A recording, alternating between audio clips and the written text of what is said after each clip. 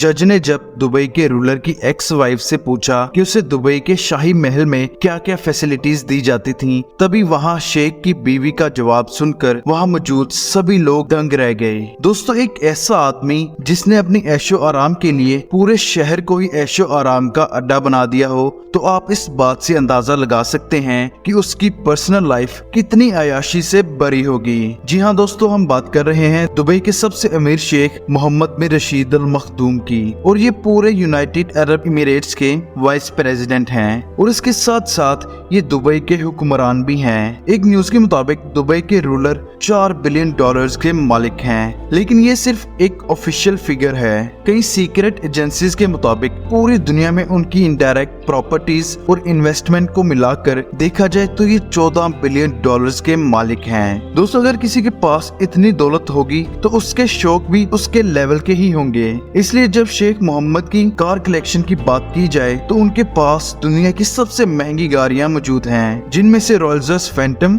Roles Royce Ghost, Bugatti Pegaso और Devel 16 शामिल हैं। लेकिन अक्सर उन्हें बहुत बार मर्सिडीज C63 कार में ही देखा जाता है, और इस बात से ये भी पता चलता है कि ये कार उनकी फेवरेट SUV है। शेख मोहम्मद की हर गाड़ी का नंबर दुबई 1 होता है, जो कि दुबई का VIP नंबर है, और इस नंबर को दुबई के रूलर के अलावा कोई और खरीद भी नहीं सकता, और इस नंबर की कीमत उनकी सबसे महंगी गाड़ी से भी ज्यादा है। अगर शेख मोहम्मद के घर की बात की जाए तो ये दुबई में ही जबील पैलेस में रहते हैं, और उनका घर 150 एकड़ में फैला हुआ है, और यहाँ पर कई छोटे छोटे महल भी बनाए गए हैं। और इतना ही नहीं दोस्तों, 6 शादियां करने वाले शेख मोहम्मद ने अपनी फैमिली के लिए सिर्फ पैलेस ही नहीं बनाए, बल्कि उसके अलावा 2 प्राइवेट आइलैंड्स भी शेख मोहम्मद के पास मौजूद हैं, और इन आइलैंड्स पर 17 छोटे छोटे बीच विलास, 2 से 3 शानदार पैलेस और हरे भरे खूबसूरत गार्डन बने हुए हैं। और इन दोनों बीच पर उनके पास प्राइवेट याट भी मौजूद है। उनके पास एक सुपर याट भी है जिसकी कीमत $400 मिलियन से भी ज्यादा है, और इसी याट को दुबई याट का नाम दिया गया है।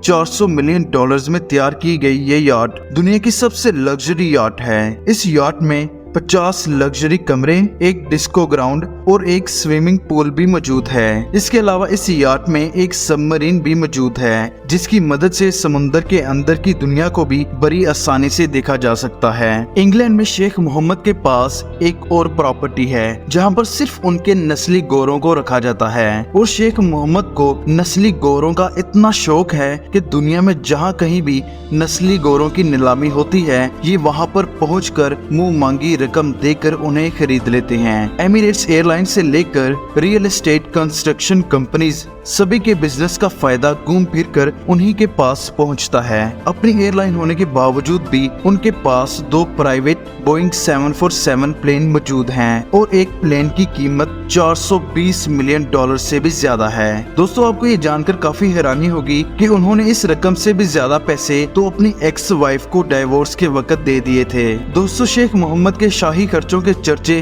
तो पूरी दुनिया में मशहूर हैं, लेकिन जब शेख मोहम्मद की सबसे छोटी बीवी प्रिंसेस हया ने यूके कोर्ट में डाइवोर्स सेटलमेंट के लिए शेख मोहम्मद पर £1 बिलियन का दावा ठोक दिया था, तो 2 साल केस चलने के बाद जज ने फैसला शेख मोहम्मद की एक्स वाइफ के हक में करते हुए शेख मोहम्मद को $733 मिलियन देने का फैसला सुनाया था। केस के दौरान प्रिंसेस हया ने कोर्ट को ये बताया कि जब वो दुबई में रहती थी तो उनके पास अनलिमिटेड पैसा खर्चने की इजाजत थी, मतलब वो जो भी चाहें वो खरीद सकती थी, और दुबई में उनके पास 15 से 20 लग्जरी मेंशंस, एक लग्जरी सुपर याट और एक प्राइवेट जेट भी मौजूद था। और इसके साथ प्रिंसेस हया को पैलेस का खर्च चलाने के लिए $100 मिलियन से भी ज्यादा हर साल रकम दी जाती थी, और इसके अलावा $11 मिलियन उनको सिर्फ शॉपिंग करने के लिए दिए जाते थे। मतलब कि दोस्तों, सिर्फ एक बीवी के लिए इतनी रकम दी जाती थी।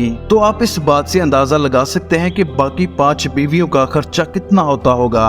दोस्तों, आपकी इसके बारे में क्या राय है, हमें कमेंट सेक्शन में जरूर बताएं। और दोस्तों, अगर आपको ये वीडियो अच्छी लगी हो तो इसे लाइक जरूर करें, और ऐसे ही मजेदार वीडियोस देखने के लिए हमारे चैनल को जरूर सब्सक्राइब करें। मिलते हैं अगली वीडियो में अगले टॉपिक के साथ, तब तक अपना ख्याल रखिएगा।